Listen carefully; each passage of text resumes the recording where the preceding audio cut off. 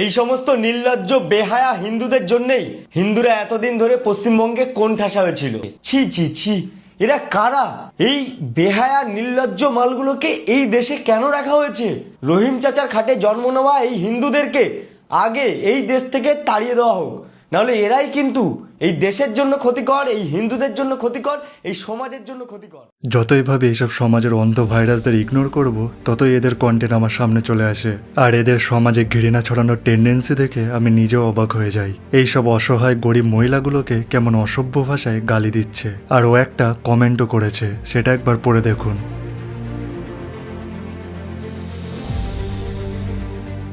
মানে মুখে উচ্চারণ করা যাবে না। আরে ভাই, এরা তো গরিব মানুষ, অনেকে লোন নিয়ে গরুর ব্যবসা করছে দুটো পয়সা উপার্জন করার জন্য। দুমুঠো অন্নই তাদের কাছে ভগবান।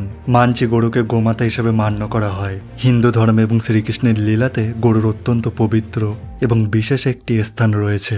এই বিষয়ে আমি কোনো বিতর্কে যাচ্ছি না, কিন্তু গণতান্ত্রিক দেশের সাধারণ নাগরিক হিসাবে ওনারা তো শান্তিপূর্ণভাবে আন্দোলন করতেই পারেন, নিজেদের দাবি সরকারকে জানাতেই পারেন। এটা সাংবিধানিক এবং গণতান্ত্রিক অধিকার। এরপর সরকার কি করবেন না করবেন, এর কোনো বিকল্প ব্যবস্থা নেবেন কিনা, সেটা তো সম্পূর্ণ সরকারের উপরে। আর সরকারকে প্রশ্ন করলেই তো সরকার তখন সেটার উত্তর ভাববেন। আর তার জন্য শান্তিপূর্ণ আন্দোলন করার জন্য তুই এমন অসভ্য ভাষায় আক্রমণ করবি, এমন কমেন্ট করবি মহিলাদের নিয়ে, গ্রাউন্ড রিয়ালিটি না জেনেই?